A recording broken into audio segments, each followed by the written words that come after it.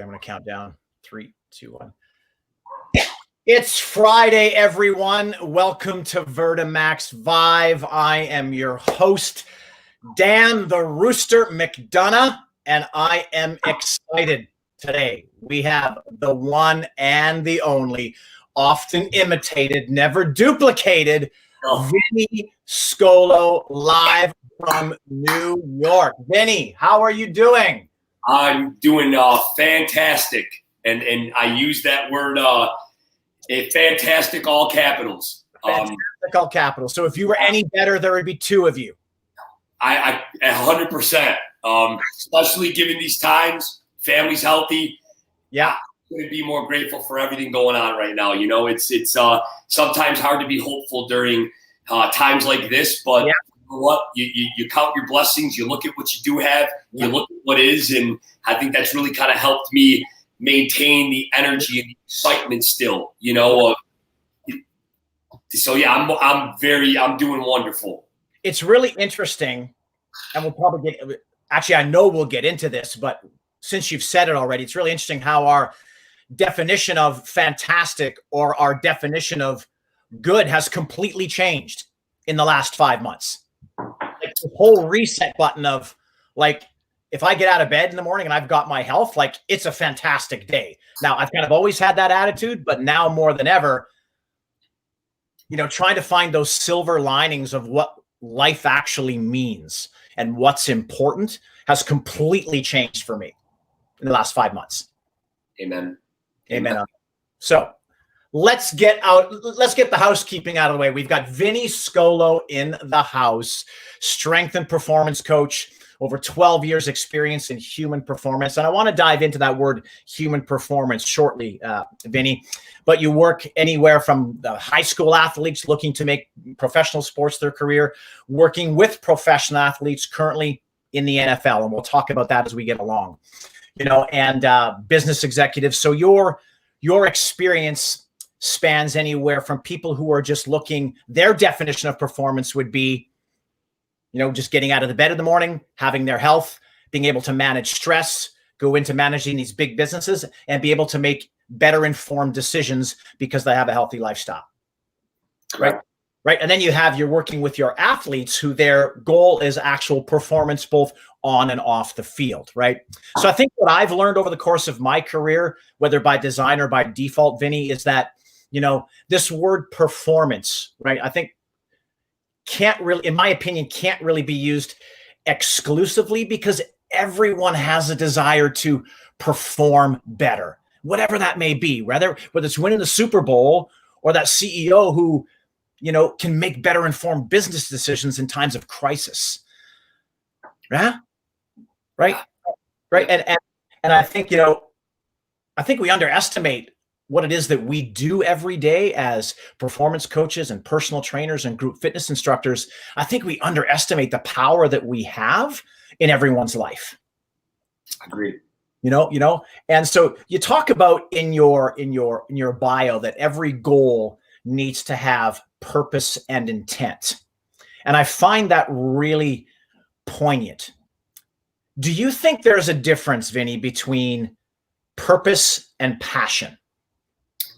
So it's interesting you asked that question. I believe all of those things blend, right? So what is your passion? What drives you every day? What drives you so deeply that it's bigger than yourself, right? Mm-hmm. What is inside of you that makes you say, like, this is me. This is the life I want to live, or the life I want to embark on. And I think when you look at passion, right? If you have a passion, to me, it blends in with the purpose, right? Because your passion is essentially your purpose, but that purpose of whatever goal that is, whether it's you're impacting people in any way, whether you're a CEO to a company, whether you're an NFL athlete, you're a high school athlete that has a goal, you're a mom that just wants to be able to do the things she wants to do with her children and live an active lifestyle. Yeah. I mean, we could go on and on, but I think the purpose and the passion that's kind of a together, right? But then the intention, right? So I always say, even in my household, everything you do with an intention, right? Like we say, when this coach criticized me, that he criticized me with the right intention. Yeah. Right? He may have criticized me and told me something that I may not have accepted or wanted to hear or was tough hearing. But if I think he criticized me in an elegant way, or a way that it was intentful, but it was meaningful and caring, I know he's got my best interest. But I think purpose then needs to be driven with intent. Exercises. I always go back to what we do, right? We put people through exercises and movement. But I always tell my athletes, like this morning, I had a group. I go, guys, make the reps count. It's about the intention. Be in the moment. I could give you all these fancy exercises in the world. I said, it doesn't matter unless you're doing it with the right intention, right? Whether you're deadlifting, squatting, doing a lunge, what is the intention behind the movement?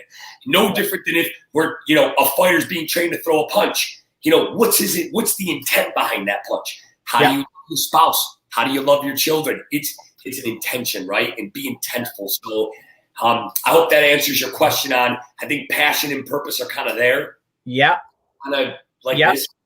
Yeah, no, absolutely. I think ultimately if you have passion for your purpose, that's kind of what you're looking for. Like, I've got a passion for scuba diving, but I'm never going to be a scuba diving instructor, right? It's not my purpose. People have a lot of passion for things, but I think when you understand what your purpose is, and then you can start to combine that with your passion and intent, I think it's a great formula, especially in our industry.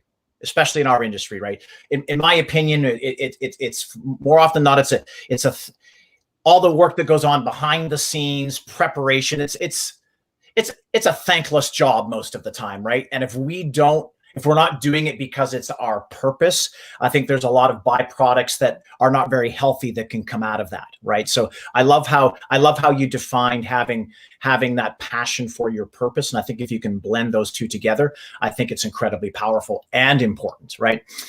It's interesting that you say with moving with intention, right? We talk about the insurgence of high intensity interval training and getting that endorphin high. And people think that moving quickly and moving fast is the only way to get intensity, right? And I'm not sure where I heard it, but I absolutely love the fact that if you focus on the intensity, more often than not, the technique or the intention will flaw, right? But if you focus on the technique and you focus on the intention, you will get the intensity and the results that you're looking for. Right. So that the whole thing of like make every rep count, right? If you've got a 10 or a 12 rep set, if you focus on 10 or 12 individual perfect reps, then you're going to get what you're looking for. Right. Like rep 1 and rep 12, in my opinion, should look the same. And if they don't, there's a problem. Agree. Right. Very much so. And I think with experience, and again, there's, I think both you and I can talk from not only based on opinion, but we can talk based on our experience, right? And I think experience is really powerful, right? And I know how my mindset has shifted over the course of if I take it back to what I did earlier on in my career, I was just counting reps, and our athletes or our clients, they didn't know the difference. They got a sweat and their muscles were sore, and they think we did a great job. Right. But if I take a look at if I was getting back into that full time, how my philosophy around intention and purposeful movement, we didn't invent a lunge. We didn't invent a squat. No. Right. But what really stood out to me when I first met you last year at the VertiMax Summit was your focus and your attention to detail, coaching, but also keeping things as simple as possible. Right? How can you take what may be a complicated movement or could be a complicated movement and keep it as simple as possible, right? So I think Robert Dyer and I talked about you could have the best program and the best equipment, but if you've got no buy-in, it's going to be useless, right? So how do we get buy-in, right? How can you keep things incredibly simple? And that's what really stood out to me when you were leading your session last year, was how you were to take something that could be complicated, right? Hence the VertiMax and all the attachments and all the stuff you could be doing. How can you take that tool and make it so simple that you're getting buy-in, right? And you're getting intent, so where does that come from? Like, was that based on your experience? And so talk to me a little bit about and we'll get into VertiMax in a moment, but I want you to talk to me about your coaching philosophy and how you're able to keep things simple and effective. Well, I love that you bring this topic up because we're discussing this right now because I feel very strongly about it. And I think what's happened is, the evolution of a coach and having a white belt mentality. I bring that up, right? Because I always feel that if I'm limiting myself knowledge-wise, I'm limiting my clients' ability to get better and improve. So it's really understand that as you go in the industry, and I think just through my own personal 12 years, having great mentors, but also having the ability and to be blessed to be around certain programs, what certain programs do really well, some of the best programs in the country. But then even when you look at the private sector world, what they do very well. And I think it's understanding that everything really goes back to the basics. Everything is built from the basics. So if you can't do the basics savagely well, right? Savagely well. I like that. Matters. And I can't remember where I heard that. That wasn't something I came up with. It was something that I heard. I don't remember who I heard it from, but I loved it. It was like, do the basics savagely well. And if you do those things, everything else is just a spin off the basic. So rather I would see, sometimes a lot of coaches doing things that are essentially fancy, but do they really deliver an impact, or do you mentally really think it's doing something? But is there any transferability and carryover, a high potential of that to their playing surface? So in my eyes, it was like, or you're doing something so crazy somebody can't get confident on it. I'm like, well, does the person really know what they're teaching and instructing? Yeah. So for me, I think where I've developed and evolved over the years is realizing that everything has to have a purpose, or why are we doing it, right? Dan, if you asked me and you were shadow and mirroring me from afar and you looked, somebody who's been in this industry doing it at a super high level, and you came into my gym and you looked from afar, you would look and say, okay, like, I wonder why Vinny chose that. And if you ask me, I should be able to give you not a quick, because a lunge hits their this and that. Also, I should be able to say, here's why I chose this lunge for this person versus a modification for this person. And that's where I think there's not a lot of bad exercises in my eyes. It's when it's exercises poorly coached. So then the other thing becomes of vicious intent. What is it, a power set? Are we going for strength? Are we going for, but what's the intention? Yeah. How do we get that person, if we're training velocity based, to move it quickly, right? So I think, again, I think more of the simple approach was, if I can get people to master basic movement patterns, then anything I throw at them after that is going to make it much easier for them to get, but it makes everything more simplistic. And I try to get my people, especially at the high school level, when coaches are pushing numbers down their throat. That's another thing. It's like they're telling them one thing, hey, be at this. I mean, our thing is you have to earn your right to the bar. You can't put a bar on your spine and load it if you can't do X, Y, Z with no bar. Because to me, you're just loading a foundation that is not really strong and weak, and eventually those weak things will break if they're not done right. So I think me coming with really trying the basic and simplify it is complexity. Yes, there is a time, and things I think just should become complex because there's a purpose behind them, and they might look complex to maybe when I don't think they're complex, or somebody does, but I just think there's a lot of value in coaching the basics really well. And if you can get people to do that, I think anything you start to layer on top of it. Does that answer the question, kind of?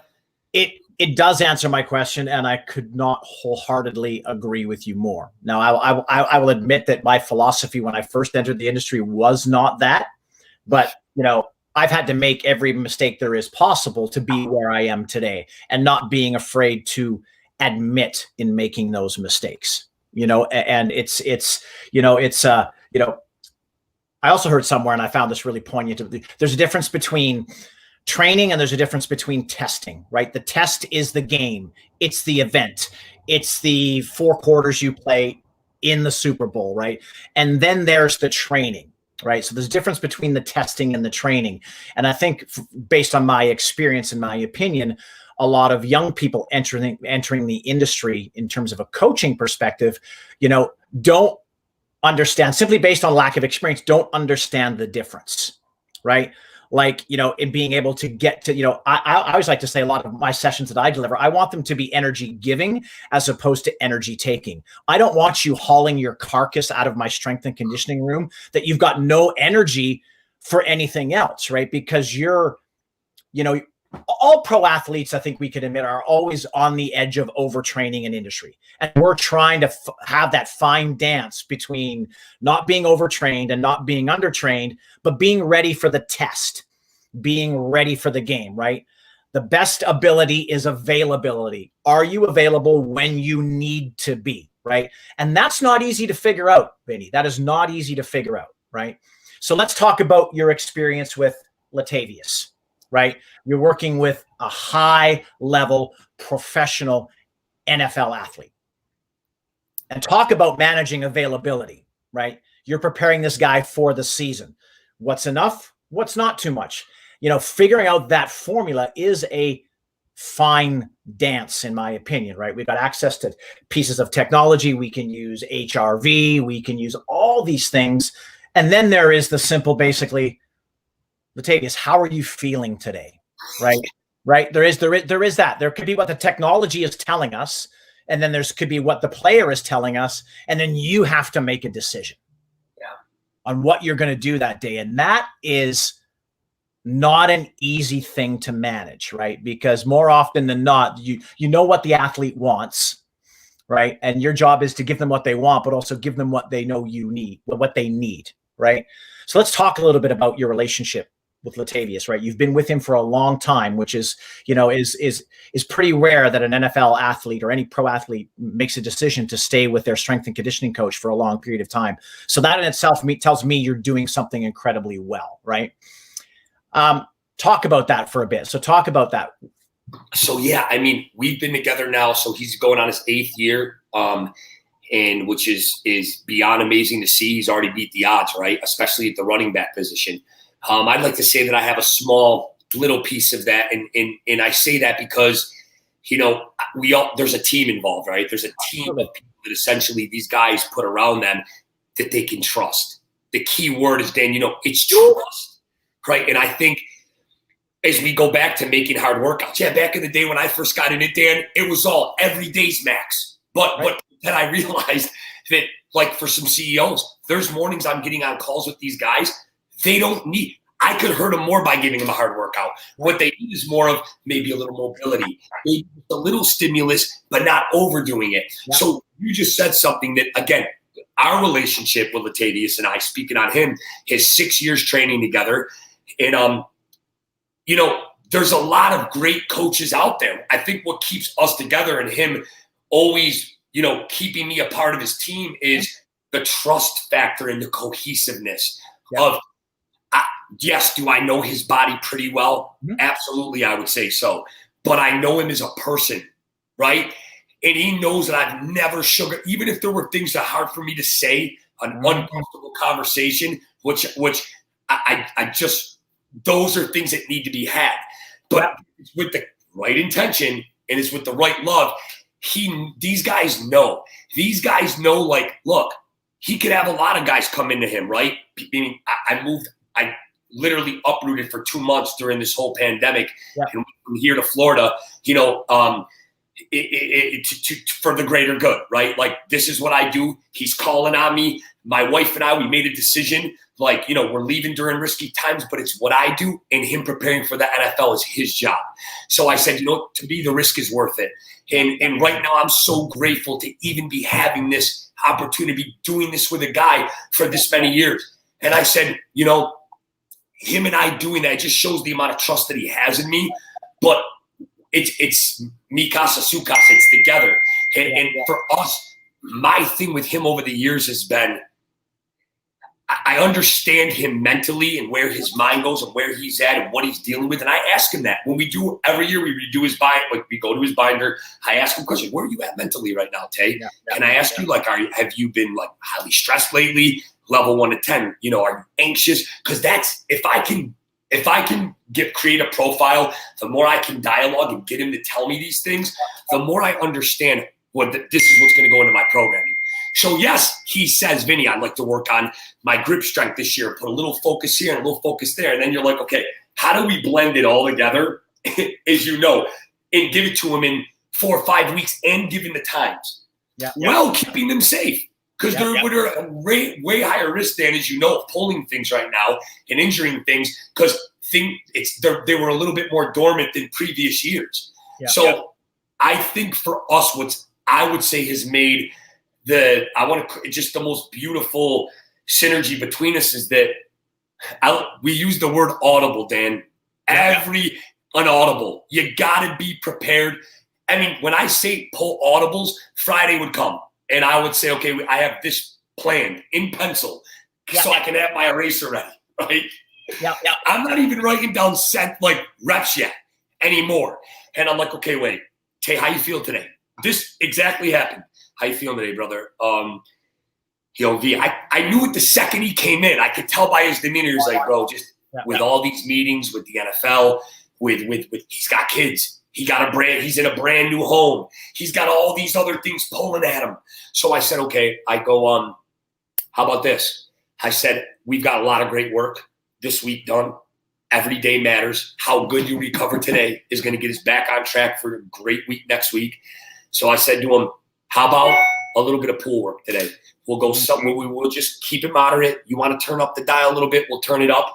I said, and this is not me doing any HRV, right? Like, to me, I just know based on what he's telling me, right? Like, there's little things we may do throughout, but I go, Tay, he goes, Vin, honestly, V, my mind today, overwhelmed. So if stress, right, we try to mitigate that, but if I put him into something that's highly demanding on the nervous system and requires him to explode fast and hard, could that be a potential injury? So even if he tells me, Tay, he's going to be like, I'll do whatever you say, coach, whatever we got to do. But I got to tell him, and then I explain to him why, and he goes, I love it. So we would call it audible. Go, Tay, you pull an audible in a game, right? There's an audible. But I think for us in 6 years, that's what's done it for our relationship, is that he knows no matter what, whether I have to reach out to a therapist or whoever it is, that I have his best interest. And no matter what I'm telling him, it's with a true intention of what's best for Latavius. Wow. And that you said, you wouldn't have that relationship if it wasn't for your ability to build trust with him, right?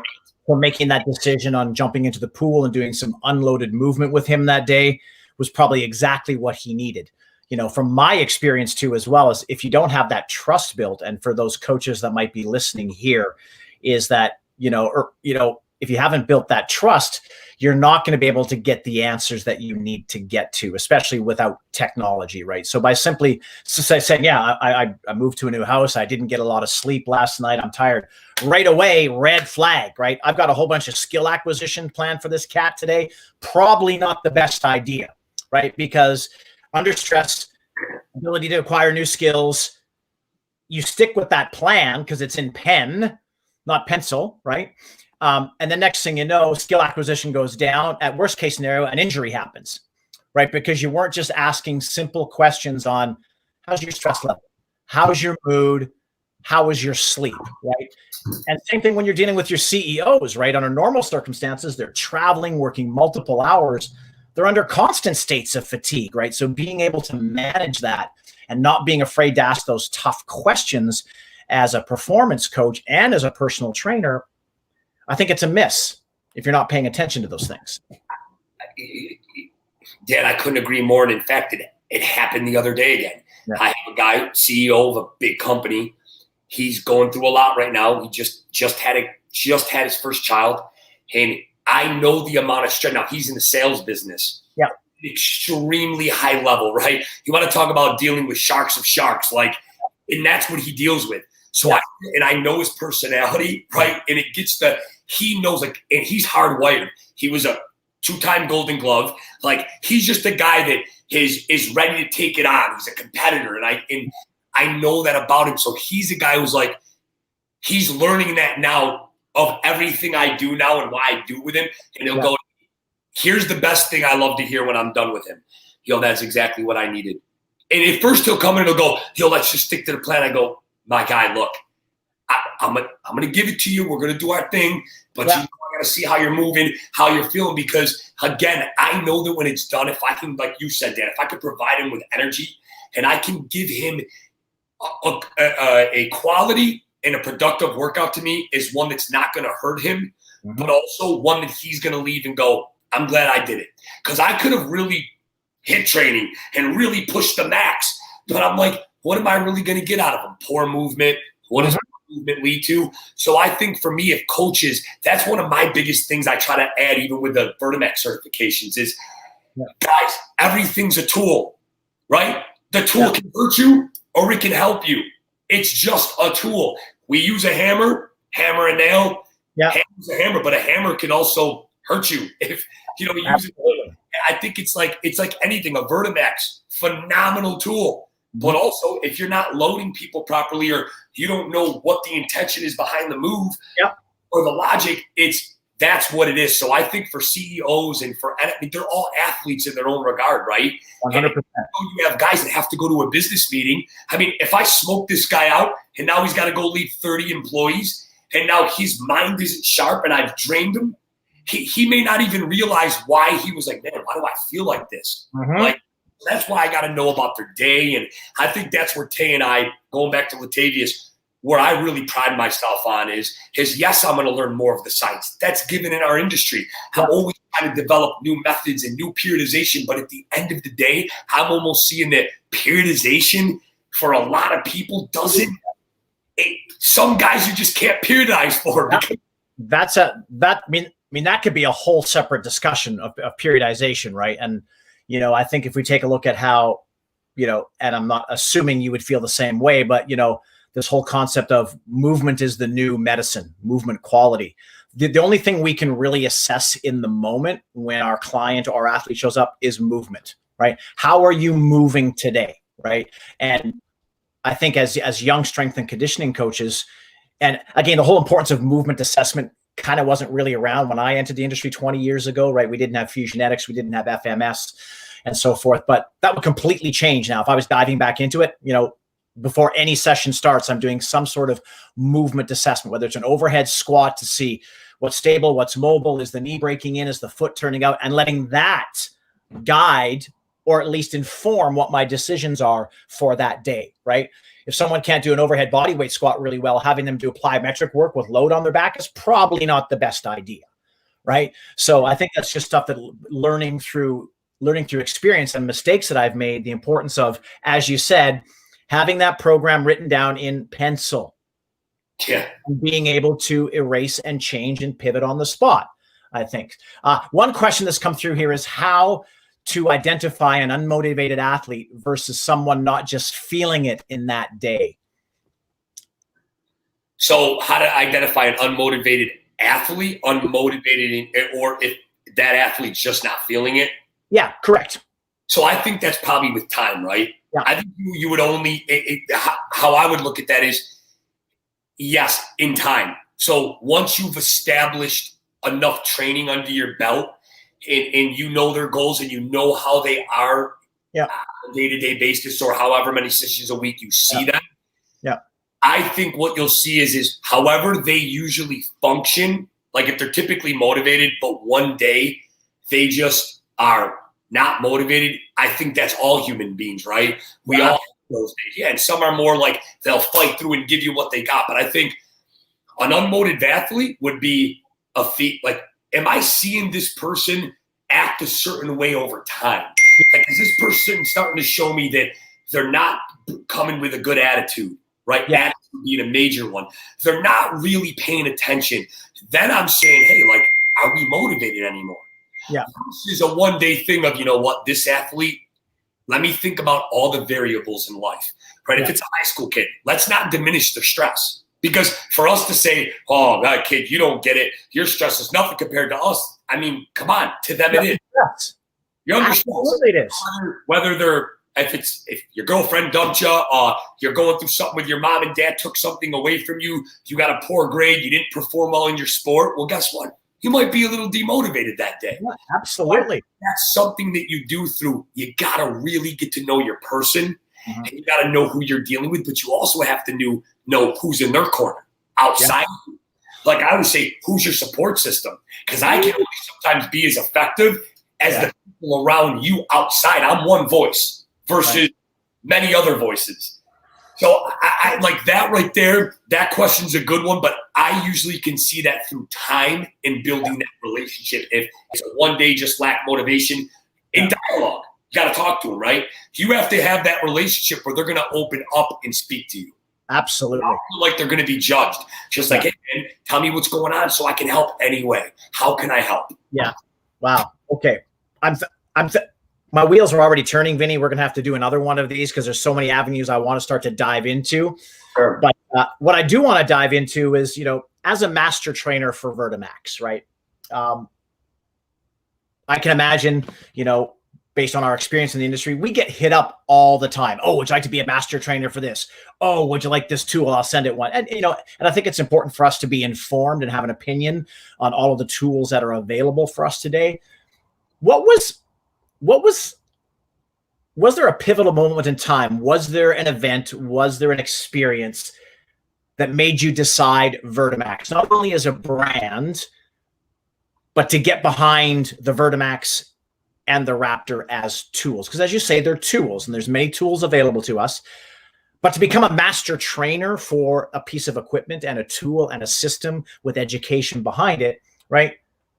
It's got to light your fire, right? It's got to have something there for you to get behind it. So talk to me about that. Yeah, look, I'm like super humbled and proud to say that the trust that VertiMax as a team has in me, and to even be honored with them approaching me when they were developing the master trainer team was really humbling and amazing, because I really hold a lot of people in this company to a high regard and high standard. And I think so. 2000. Let's take this back to 2010. And I was doing. Take us back, Vinny. Take us back. Hey, we rewind. So 2000, I want to say it probably was before 2008, but my first hands-on experience was, I would say, 2009 at Villanova University. A couple of the guys I had played, was in prep school with, they had gotten scholarships to play for the university. And when I went there, I then got in with their strength coach. I was really getting in the industry. I did like a little mini internship there then. And I would, at that point, go up there like every weekend. And I would go up there with these guys and see what they were doing. And they had a VertiMax. And then Syracuse University being in my backyard, I was there for a few clinics and they had a VertiMax. So then I'm looking at the tool. And of course, me at the time as a young coach looking at every tool, like, what tools are out there that can help me assist, that can help me assist. That could help, regardless of what it looks like, what it does. Resistance training, right? Everybody does some form of resistance training. So I see the VertiMax. I see how they're using it. I put my hands on it, touch, feel, watch, see. And then I understand, all right, I read a little bit more about it, why the resistance was unique versus your traditional bands, go down that whole, educate myself. Then I'm like, you know what? I think it's worth it for me. I had opened up my first building after training out of multiple gyms. I was blessed enough to go into and open up my first location. And that was one of the absolute first pieces I ordered, Dan. I'm like, I'm getting a VertiMax, but I'm going to use this thing right. And I'm going to learn as I go. I'm not going to sell my building. Yeah, there's a sales thing as a business owner, but I'm not going to sell people the fact that I have one, because anybody could go buy one and do that. And that makes me the same as the guy down the road. Hey, I got all this fancy equipment. Listen, people want results. What I realize people are usually buying is consistency and trust in knowing that this guy's going to deliver on what he's saying. So I'm not saying, hey, yeah, of course, these tools are some of the tools I use within my program. But I use them in a certain way at a certain time. So he's not just using VertiMax. He's not just using a kettlebell. He's using the blend. There may be segments he uses the VertiMax. I mean, yeah, we could use it for a lot, but it's going to be one of the tools that's a powerful piece in our programming. So I started to use it, especially with the youth and how versatile it was. I started landing. I was having a mix of athletes. Then I started landing a few guys wanting to go pro. A few of our local guys that really were blessed enough to take it there. They ended up hiring me out. A couple of the Villanova guys then became pro and hired me as their guy. And I'm like, you know what? I started to use this piece in different ways. And I'm like, man, you know what? It's a magnificent piece, because even if the kid, like, I can use it as almost a corrective as well, like trying to show them something, but also use certain muscles, make them understand movement more under load. But then I can also slowly introduce them to resistance. And if they get out of position, they're not going to get hurt. That, right? Like, if say they get out of a little bit of a faulty, like they go into a faulty movement pattern, I'm like, it's safe where it's a lower risk. Absolutely. So now I'm like, man, this is pretty amazing piece. So I'm using it with a lot of 11 and 12-year-olds in our youth programs, but then I'm using it all the way up, and I start using it with mom and dad. Yeah. And they're like, man, they see it, and they're like, man, we want to do that. But I'm explaining to them why we'd be using it. Yeah. Like, so and then it just continues on where I continue to use it. I use it in my programming, and then the master trainer thing comes around, and it's amazing what I'm still learning about, even from other people that are becoming trainers, but all the guys on the master trainer team and what other people are doing with it. You know, so it's so versatile. And I think that in order to do the piece justice, I always say, in that, like, the VertiMax itself is keep your people safe, but use it and use it in the best way you can, right? And I think that's the biggest thing, right? Because anything can get a bad name if the person behind it's not using it the best way, right? And I think that's what's powerful about the VertiMax team is it's way bigger than an equipment-based company. It's education, right? And it's making coaches better coaches and providing people with knowledge and information, and that's what it is. And I think now is the day more than ever where we have so much access to information, but we also have to know that there is so much, but it doesn't mean all information is good information either, right? So I think you got to be able to navigate that. And VertiMax for me, it's from the Raptor to the platform. Using it in all different settings has been a game changer. And I am so grateful to be a part of the movement and what's happening with it, because we get to educate people and in so many other things, but also, hey, when we're talking about the VertiMax, here's how you can use it to really be effective. And I think keeping it basic and keeping it simple with a less is more approach and just focusing on one thing, it can be very overwhelming. Really do those things really well, then go from there. Yeah. Make the simple things hard so the hard things become simple. Yeah. I love that. Right? I love that.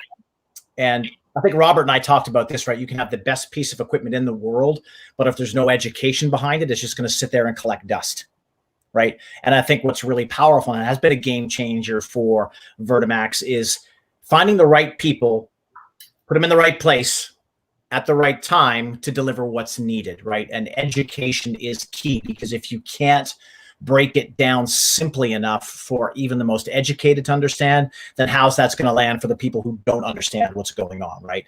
So I love that. I love the fact, and for to be a master trainer for a company like VertiMax, in my opinion, should be a great honor. So you should be, you should be very proud of that role, right? Because you're now in a position of not only influence, and we could talk about what influence means, but you're in a position to educate. And that's incredibly powerful, because we don't have education, we're not going to have growth. And the more that I know now, the more I don't know, right? Every day I go deeper into this industry, I'm asking more whys than I did when I was younger and early in the industry. It's taking everything for face value because someone says it so, but not being afraid to, well, hang on a second. Help me understand that again. Why, right? And if you can't answer the why, as we talked about earlier, then I think there's a problem. Right? So, the VertiMax team, I've known that team for years, from Fitmark and other products they've been involved in, and their purpose has always been steadfast, right? Their purpose has always been steadfast, and they're able to apply their purpose with the passion, right? Getting people like yourself who have purpose and are incredibly passionate about the product because they know it works. And I think that's incredibly powerful. Yeah, I couldn't agree with you more. I think when you have people that care and have the purpose and drive it with the right intention, and that they really just want to They want to provide. In essentially the mission is to be better, improve, and we provide not only just a tool but an education where you can improve and you can have a more in-depth understanding. And that's why for me, I end up going. I'm sure Dan, you feel the same. I go to these events as a speaker or an educator. I meet guys like you, and I'm mind blown. And then I hear you talking. It's the messages, right? The other master trainers. I'm like, man, I'm sitting here to come. It's like when you teach, you're learning, right? Like you're there and getting. From my thing, I think one of the greatest things VertiMax has done is bring a team of people that have built these relationships. And it's like bringing a guy like you in. Look, probably one of the most moving, and I told you that there, and I'll tell you again, your conversation was a lot more than training. What you said in your words were extremely powerful to me, and I'm sure everybody else there. And that's why I told you when you were done, like, man, it's those types of things that VertiMax created to bring guys like yourself in, along with everybody else in the master trainers, to literally you leave those events and you're like, man, that life changing, right? And just right when you think you know it all, you realize, man, I know nothing. Like, yeah, I might know something, of course, but there's so much, there's all this information that exists. And that's why it goes back to having a white belt mentality, having a purpose, but having a lot of care about what you believe in, right? And just deliver it with pure love and grace and kindness, and just realize that, look, you may not like what I'm saying, but I'm telling you because that's what I feel from an intentional standpoint is what's going to be best for you.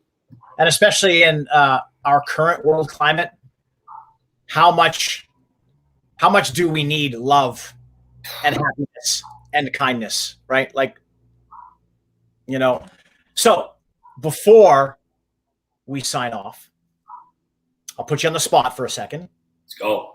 For any kind of, and this can apply to any, whether you're a veteran strength and conditioning coach or someone just entering in the industry, what are 3 things that you think anyone in our industry should be doing on a consistent basis?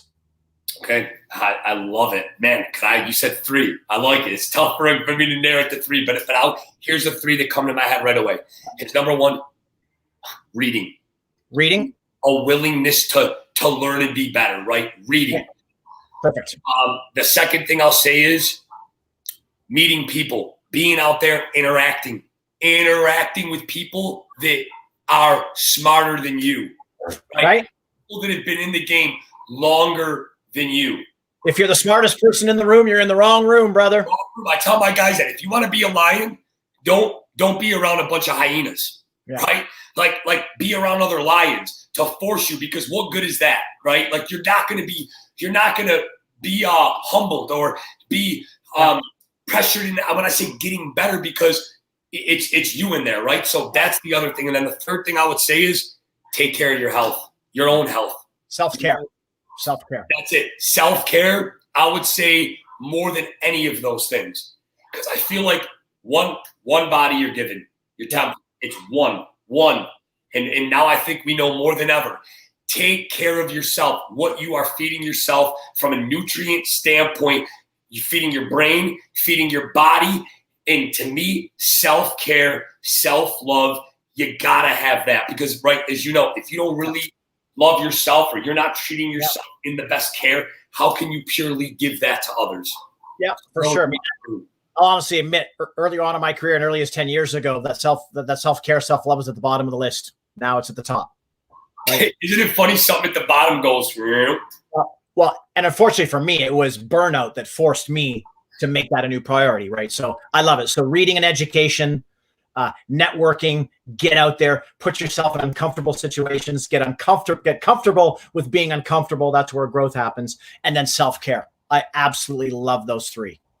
Embrace uncertainty. We're in uncertain times, right? So embrace uncertainty and amen to it. But self-care, love yourself, take care of yourself so you can take care of others, right? And the ones you love. Yeah, awesome. Hey, Vinny, this has been absolutely incredible. And as I assumed, never enough time to to talk about the things that I want to continue to talk about. So I would love to propose getting on again and going deeper into some of this other stuff. But thank you so much for spending the time with us today. Thank you for being honest. Thank you for being open. Thank you for being real. Thank you for your energy, your love, your enthusiasm. And the world is a better place because of it, my friend. Well, thank you so much. And Dan, I was more than thrilled and honored to anytime I can get a chance. I mean this from the bottom of my heart.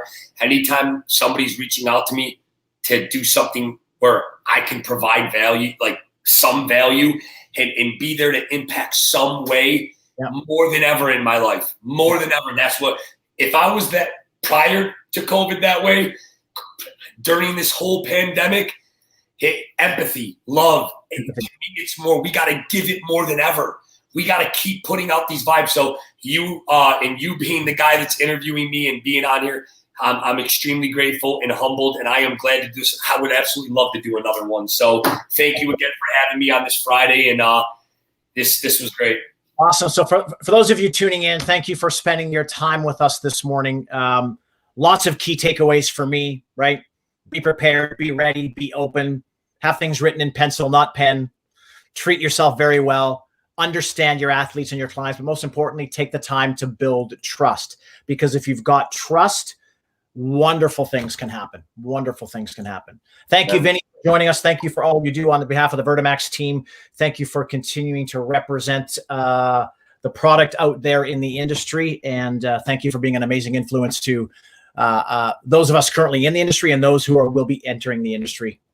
Very cool. Thank you, guys. Thank you, everybody. Happy long weekend, everyone.